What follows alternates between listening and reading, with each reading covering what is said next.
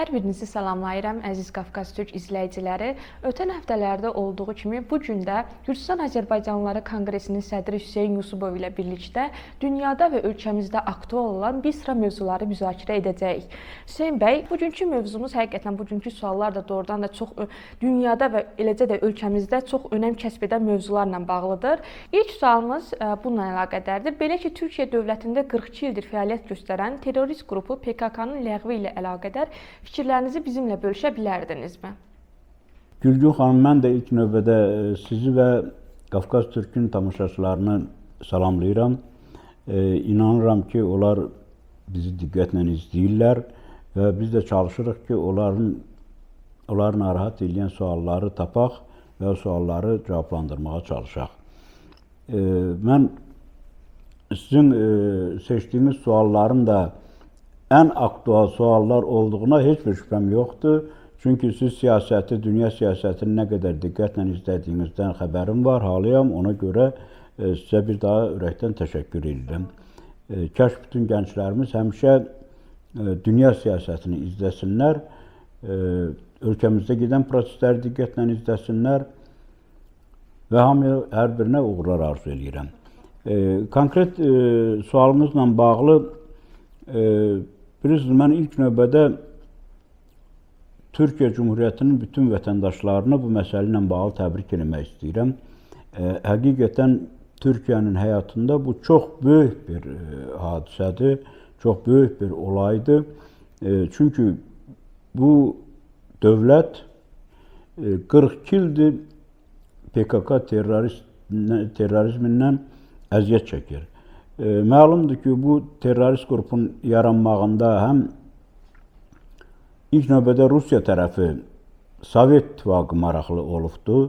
Çünki bunlar kommunist ideologiyaları ətrafında qurulubdur. Marksizm, Leninizm ideyaları ətrafında qurulubdur. Sonradan ayrı-ayrı vaxtlarda bu Amerikanın, Fransanın, nə bilim, dünyanın bir çox ölkələrinin, İsrailin kontroluna keçibdir. Amma hər dəfə də onu istifadə edənlər Türkiyəyə qarşı istifadə ediblər.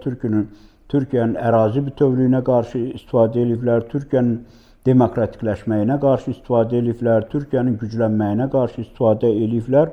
Və bundan da Türk xalqı və Kürd xalqı çox böyük əziyyətlər çəkib, çox böyük itkilər veribdir. Bəzən elə görünür ki, Kürd kəlməsinlə terrorizm kəlməsini eyniləşdirməyə çalışanlar var. Xeyr, heç də belə deyil. Bu da məlumdur ki, ondan PKK-dan əvvəl Qərb ölkələri Türkiyə Cumhuriyyətinə qarşı Asala deyilən bir terrorist qrupu yaratmışdılar, ermənilərdən ibarət və onların bir dənə missiyası var idi. Əsasən NATO ölkələrində fəaliyyət göstərən Türk diplomatlarına qarşı terror aktları həyata keçirirdilər. Sonra onlar həmin bu PKK-nın tərkibinə qarışdılar və mən nəyə görə deyirəm ki, bunu Kürd xalqından eyniləşdirmək tamamilə səhv yanaşmadır və o Kürd xalqına qarşı haqsızlıqdır, ədalətsizlikdir. Çünki PKK-ya qarşı mübarizədə türklər və kürdlər çiyin-çiyinə mübarizə aparıblar. Hərbiçilər olaraq, əskərlər olaraq, bəkləyicilər olaraq, polislər olaraq, sıra vətəndaşlar olaraq. Bunlar həmişə birlikdə mübarizə aparıblar və yüzlərlə, minlərlə Kürd ailələri şəhid veriblər bu yolda. Və ümumiyyətlə, mən bu yolda şəhid olmuş bütün o şəxslərə Allahdan rəhmət diləyirəm. Və o hər bir şəhid öz ölkəsinin qəhrəmanıdır, öz xalqının qəhrəmanıdır və onlara bir daha Allahdan rəhmət diləyirəm. Burada məsələ nədən ibarətdir? Türkiyə dövlətində bizim müşahidə elədiyimiz kimi son dövrlərdə hərbi istehsal, yəni ki, bütün qoşun növləri üçün fəaliyyətdə olan, yəni ki, ölkədə mövcud olan bütün qoşun növləri üçün ən müasir texnologiyalarla, ən müasir silahlar, vəsaitlər Türkiyə dövlətində istehsal olunmağa başladı və Türkiyə dövləti bir silah alıcısından silah satıcısına çevrildi. Artıq dünyanın bir çox ölkələri öz ordularının təchizatını silahla Türkiyə üzərindən eləyirlər. Bu çox böyük uğurdur. Yəni bu sahədən artıq Türkiyə nəinki para xərcləmir, oradan pullar qazanır, öz büdcəsini daha da genişləndirir. Üstəlik, dünyada belədir ki, vəziyyət kimdən silah alırlarsa, həm ona həmin xalq, həmin ölkə minnətdar olur, həm də müəyyən mənada, həm də asılı vəziyyətdə olmuş olur. Türkiyə ilk növbədə özü asıllıq vəziyyətindən çıxdı və ilk Türk silahları öz gücünü, öz qüdrətini bildiyimiz kimi Qarabağda göstərdi. Qarabağda gedən son müharibələrdən sonra, yəni ki, Azərbaycanın 44 gün sürən Vətən müharibəsinin zəfərlə başa çatdırdıqdan sonra Bakı şəhərində bilirsiniz ki, parad oldu. Paradda iki tip silahlar nümayiş elətdirildi. Biri, müharibədə Azərbaycan ordusu tərəfindən məhv edilmiş silahlar, Rus silahları, ikincisi, onları məhv edən Türk silahları. Və Türkiyə hərbi sənayesi bu qədər inkişaf elədi ki, əlbəttə ki, terrorist qrupların bu ziyanına işləyirdi bu faktlar. Üstəlik, baxmayaraq ki, Amerika Birləşmiş Ştatları heç də gizlətmirdi. Suriya ərazisində, İraq ərazisində yerləşən PKK qoşunlarına, PKK qruplarına çox böyük ölçülərdə, ildə 40 min, 50 min tir silahlarla onları təchiz eləyirdi. Üstəgəlir, onlara hətta maaş verirdi, təlimlər keçirdilər onlara. Və bütün bunlara baxmayaraq, Türk ordusunun güclənməsi artıq bir neçə il öncə terrorizmin coğrafiyasını Türkiyədən kənara çıxartdı. Yəni PKK terrorist qrupunun fəaliyyət coğrafiyası Türkiyə sınırlarından kənara çıxdı. İraq ərazisində, Suriya ərazisində və onları ən çox dəstəkləyənlərdən biri olan İran ərazisində bunlar gizli fəaliyyət göstərməyə başladılar və Türkiyə dövləti onları həm İraq ərazisində, həm Suriya ərazisində də məhv eləməyə davam elədi. Artıq oralar da necə deyərlər, PKK terrorist qrupuna dar gəldi.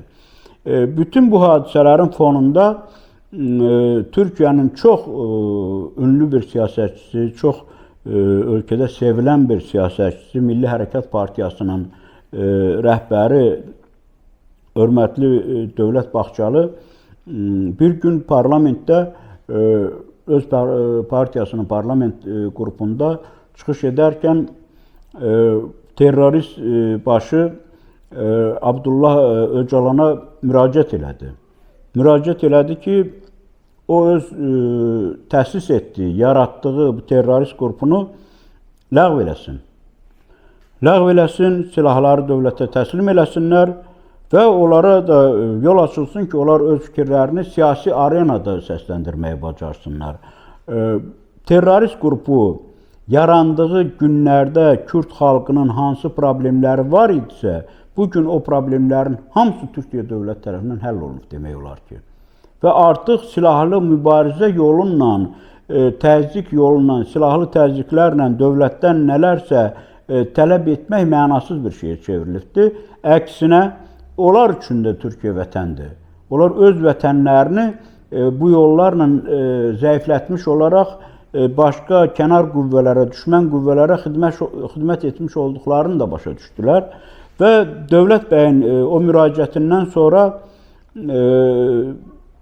Kürd xalqını təmsil edən parlamentdə DEM partiyasının təmsilçiləri getdilər, deməli, zindanda Abdullah Öcalanla görüşdülər, onunla fikir mübadiləsi elədilər bu məsələlərlə bağlı və o oradan yazılı müraciət göndərdi Kürd xalqına və PKK terrorist qrupunun bütün qollarına, yəni ki, o Türkiyə ərazisində yəni ki, fəaliyyəti olmuş qollar var, İraqda fəaliyyəti olan qollar var, Suriyada fəaliyyəti olan qollar var, İranda fəaliyyəti olan qollar var. Dünyanın harasında olmağından asılı olmayaraq bütün onların hamısına müraciət elədi və artıq silahın yerə qoyulmaq vaxtının çatdığını bəyan elədi. Bundan sonra həmin deməli deputat qrupu parlamentdə bütün partiyaların parlamentdə təmsil olunan və olunmayan bütün partiyaların liderləri ilə görüşdülər, fikir mübadiləsi elədilər. Yəni ki, artıq məsələ parlament ortamına gətirildi. Orada mən yer gəlmişkən onu da o məsələyə toxunmaq istəyirəm ki, həmin DEM partiyasının işçi qrupunun rəhbərlərindən biri olan rəhmətlik Sırrı Sürəya Öndər bəy çox böyük zəhmətlər çəkdi. Hətta o özünün nə dərəcədə ağır xəstə olduğunu bilərək sağlığınla bağlı fəaliyyətini dayandırmadı. Bu yolda o görüşləri davam elətdirdi və demək olar ki, bu yolda həlak oldu. Bu yolda onun ürəyində aorta damarı partladı, 12 saatlıq əməliyyat keçirildi və 2 həftəyə yaxın bir dövrdə xəstə yatdıqdan sonra o dünyasını dəyişdi. Allah ona rəhmət eləsin. Həqiqətən vətənsevər bir adam idi və həqiqətən Türkiyü terrorsuz görmək arzusunda olan bir adam idi. Amma onun da arzuları artıq həyata keçir. Mayın 5-i 7-si arası, səhv eləmirəmsə, İraq ərazisində, yəni ki, hələ məlumatlar tam paylaşılmayıbdı. Üzərdə olan məlumatlara görə 5-i 7-si arası 2 gün İraq ərazisində bu toplaşıbdı. PKK-nın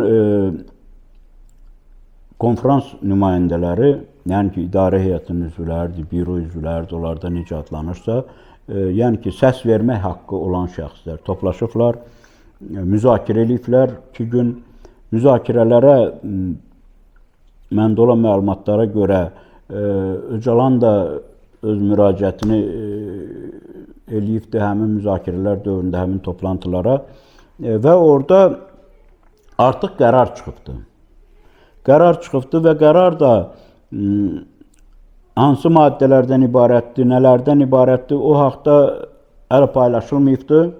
Hamı çox həsrətliklə gözləyir o haqda, amma həmin danışıqlar qrupunun üzvlərindən Əhməd Türkü mən dünən dinlədim. Əhməd Türk dünən dedi ki, bu cümə artıq çox hayırlı bir cümədir.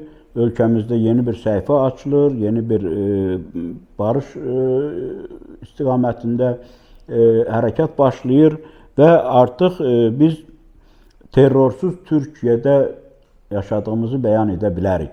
Bilirsiniz, artıq Türkiyəyə düşmən gözünlə baxan adamlar, kimlər ki, terrorist qruplarını çalışırdılar, nəzarət eləsinlər, idarə eləsinlər, Türkiyəyə qarşı yönləndirsinlər, onlar artıq bütün cəhətlərin boşa çıxdığını gördülər və onların hamısı artıq bu hadisələrə əsasən bir müşahidəçi kimi baxırlar kənardan. Hadisələri demək olar ki, tam şəkildə Türkiyə dövləti idarə eləyir, Türk liderlər idarə eləyir desək daha düzgün olar. Çünki həm DEM partiyasının liderləri, həm MHP partiyasının liderləri, həm AK Partinin liderləri, bunlar hamısı birlikdə, CHP də heç də bu şeylərdən kənarda deyil. CHP partiyası da bilirik ki, Cumhuriyyət Xalq Partiyası, o da bu hadisələri ürəkdən dəstəklədiyini dəfələrlə bəyan edibdi. Və Türkiyə ilə bağlı sualınızı mən bu cür cavablayardım. Və mən bir daha Türk xalqını ürəkdən təbrik edirəm. Qardaş Türkiyə dövlətinə çiçəklənmək arzu edirəm və biz də bilirik ki, bizim dövlətimizin, Gürcüstanımızın ən böyük dəstəkləyən, dayaq olan, arxa olan ölkələrdən birincilərdən biri Türkiyə dövlətidir və həmişə bizim iqtisadi əlaqələrimiz, bizim bir çox sahələrdə, enerji sahəsində əlaqələrimiz Türkiyə ilə çox sıxdır, çox bağlıdır, çox yaxındır və Azərbaycanın bütün enerji daşıyıcıları da bilirik ki, qardaş Türkiyəyə Gürcüstan üzərindən nəql olunur və Gürcüstan həmişə onları çox diqqətlə qoruyur, ötürülməsini, tam təhlükəsizliyini təmin edir. Ona görə də bizim üçün, Gürcüstan vətəndaşları üçün, Gürcüstan dövləti üçün Türkiyənin stabilliyi çox maraqlıdır və çox arzu olunandır. Hüseyn bəy, həqiqətən də çox önəmli bir mövzuya toxundunuz. Doğrudan da terrorizm ümumiyyətlə bəşəriyyət üçün çox qlobal və təhlükə yaradan problemlərdən biridir və mən də təbii ki, bir gənc olaraq arzu edərdim, nəinki Türkiyə, ümumiyyətlə dünyamıza arzu edərdim ki, terrorizmsiz, ümumiyyətlə hər hansı bir qlobal problemsiz bir dünya olsun. İndi isə növbəti sualım isə Cənubi Asiya regionuna əlaqədardır. Xüsusilə Cənubi Asiyada biz bilirik ki, Hindistan və Pakistan orada yerləşir və bu sualım belə olardı ki, Cənubi Asiyada Hindistan və Pakistan arasındakı müharibəyə çevrilməkdə olan konfliktlə bağlı fikirləriniz nələrdir? Bizimlə bölüşsəydiniz çox şad olardıq. Bəli, Gülgün xanım, toxunduğumuz bu məsələ həqiqətən sözün əsl mənasında bütün dünya bəşəriyyəti, bütün dünya ictimaiyyətini, bütün bəşəriyyəti çox narahat edən bir məsələdir. Baxmayaraq ki, bizə uzaq olan bir bölgədir, yəni ki, Asiyanın cənubu, Hindçin yarımadası. Amma bütün bunlara baxmayaraq unutmayaq ki, bu dövlətlərin hər ikisi nüvə silahlarına malik ölkələrdir. Təqribən hər ikisində də 1-2 say fərqindən, 1 ya 2 say fərqindən nüvə silahlarının sayı da eyni qədərdir. Üstəgəl Hindistan bu günlərdə artıq dünyanın ən çox əhalisi olan birinci ölkədə. Əvvəllər yaxın keçmişdə Çin idi, indi artıq Hindistandır. Bilirsiniz, bugünkü o bölgədə baş verən olayların kökü biraz irəldən gəlir. Yəni, əvvəllər bunun hamısı bir vahid bir Hindistan olubdur. Və bu Hindistan deyilən dövlət deməyək, ərazi, coğrafi ərazi, əsrlər boyu Böyük Britaniya Krallığının müstəmləkəsi olubdur. Onun tərkibində olub, müstəmləkəsi olub. 400 ilə yaxın, bəli, əsrlər boyu orada müstəmləkə halında olubdur. Sonradan orada bilirsiniz ki, Mahatma Gandhi çox böyük mübarizə aparıb, silahsız, əyağı yalın, necə deyərlər, əyağı yalın başa çıx, silahsız bir müharibə. Hətta duz yürüyüşü kimi də tanınır. Bəli. Və o apardığı mübarizədə ölkəsini azad görmək istəyibdi və ölkəsində yaşayan müxtəlif xalqları da azad görmək istəyibdi. Və eləliklə o Mahatma Gandhi, Jawaharlal Nehru, bunlar hamısı mübarizə yoldaşları birlikdə ölküyü demək ki, işğaldan azad ediblər və bu ölkə bir neçə Hindistan deyilən coğrafiyadan bir neçə dövlət çıxıbdı. Bugünkü Bangladeş, bugünkü Hindistan, bugünkü Pakistan, bugünkü Nepal Krallığı və ilaxır. Və bu ölkələr ayrılanda əsasən o dövrdə deməli yeni yaranan dövlətlərdə burada həm etnik, həm dini məsələlər əsas ana xətt olubdur. Yalnız bir xəta demək olar da, o dövrün xətası demək olar ki, bir xətada olub, yer alıbdır o bölgüdə. Kəşmir bölgəsi. Yəni Hindistanın şimalı Kəşmir bölgəsi, hardakı 200 milyona yaxın müsəlman yaşayır. Onlar bölgünün şərtlərinə görə Pakistana düşməli idi, amma Hindistanda qaldı. Artıq o dini fərqlər, o xalq arasındakı o dini fərqlər burada zaman bir neçə dəfə, səhv eləmirəmsə, bu 4-cü ya 5-ci dəfədir ki, münaqişələrə çevrilibdir. Amma hər dəfə də münaqişə böyümədən qarşısını almağı bacarıblar.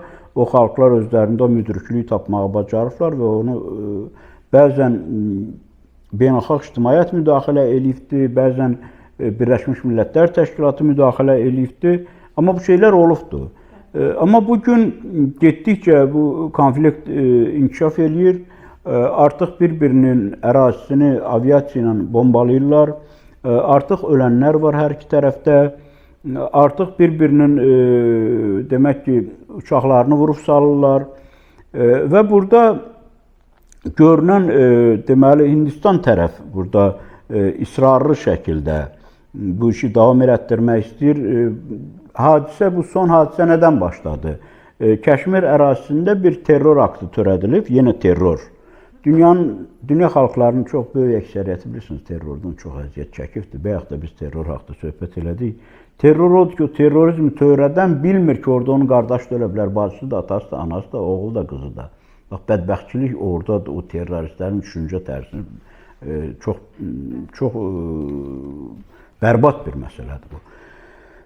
Və orada törədilən terrorda bir Pakistan bayrağı da iştirakı olubdur. Yəni silahın üstündə olub, partladılan bombanın üstünə bir şəkili filan.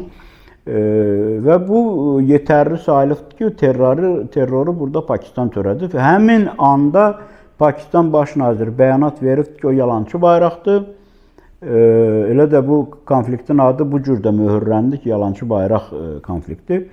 Və Pakistanın burada heç bir iştiraki, heç bir rolu, heç bir əli olmadığını bəyan eləməyinə baxmayaraq və o tələb elədi neytral qüvvələri ki, gəlsin neytral ekspertlər yerində araşdırma aparsınlar, üçüncü tərəf neytral ekspertlər, yəni ki, onlarda həmişə tez-tez qüvvələrdən istifadə olunur. Və onda sübut olunar ki, bu kimindir, nədir?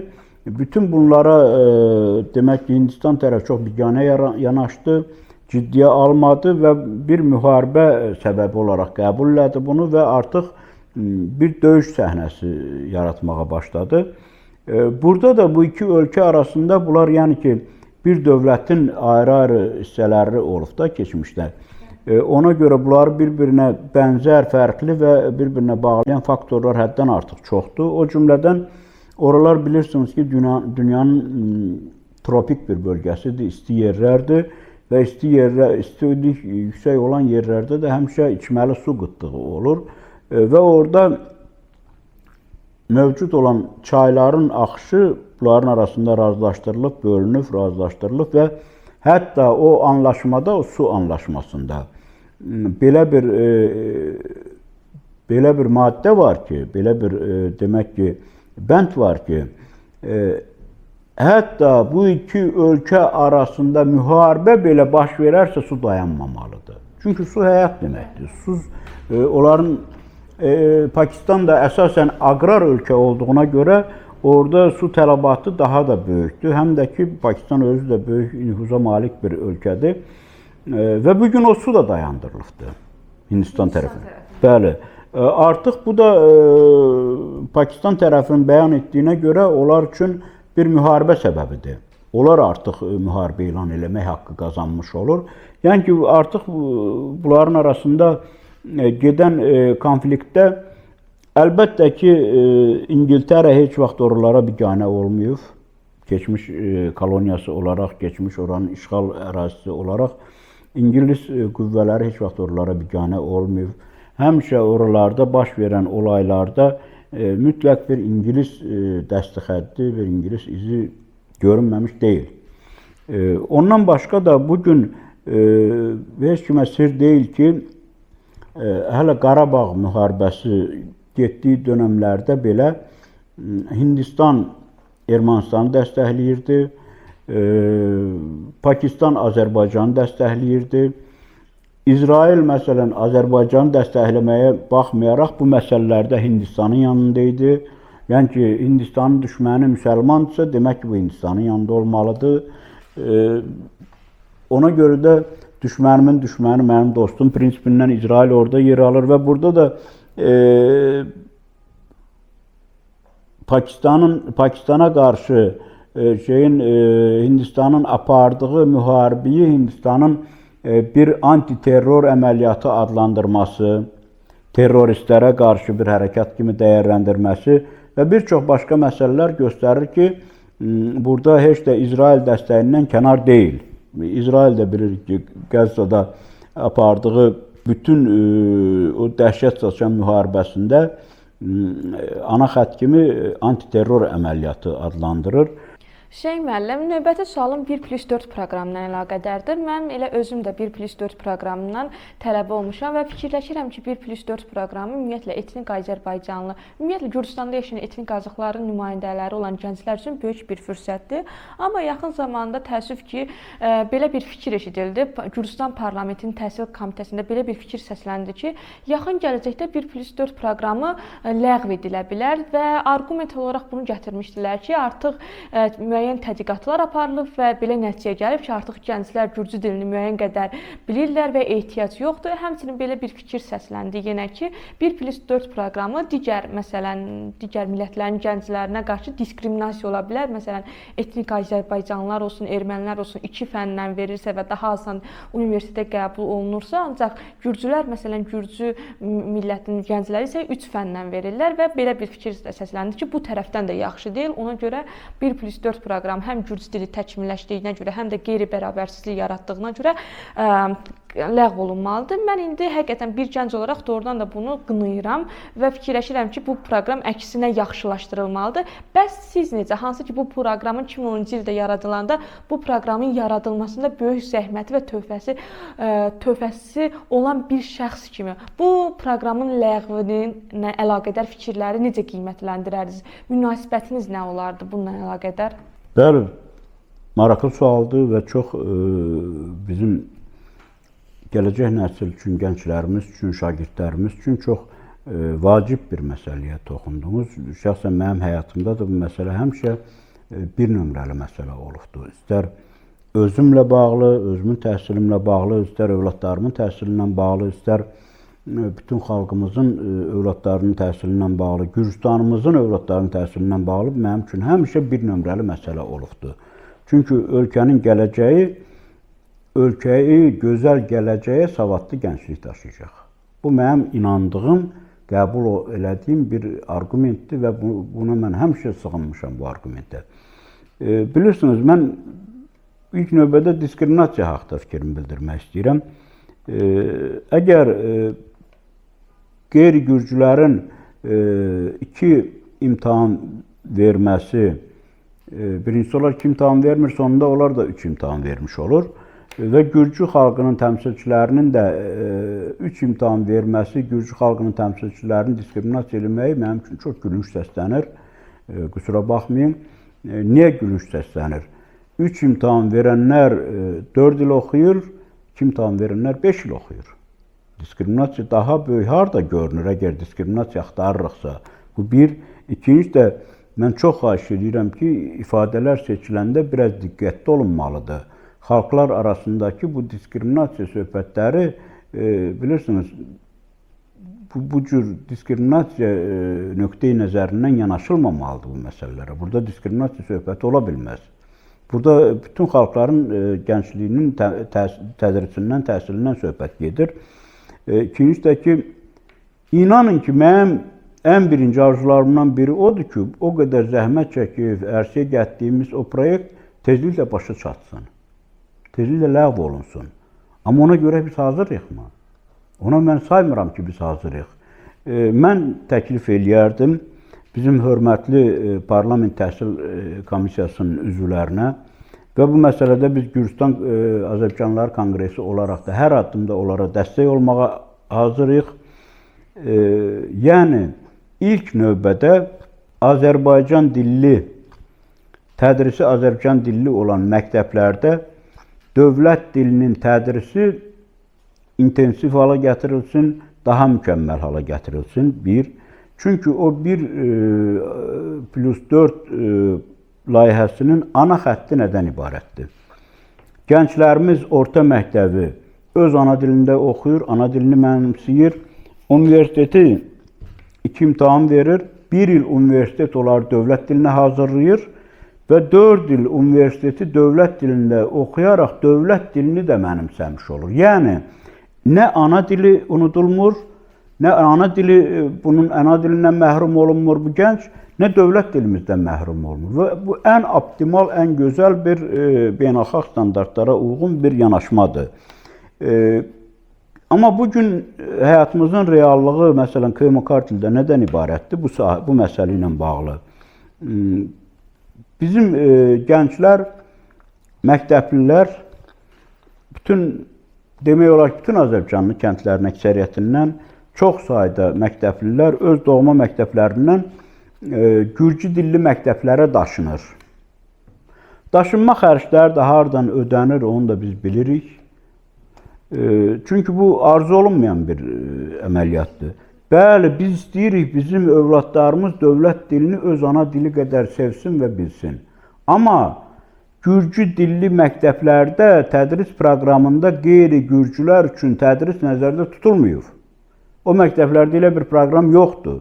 Orada mən sayıram ki, gürcü uşaqlarının haqları diskriminasiya olur. Bu gürcü dilini bilməyən Azərbaycanlılar gəlib orada yalnız onlara mane olurlar.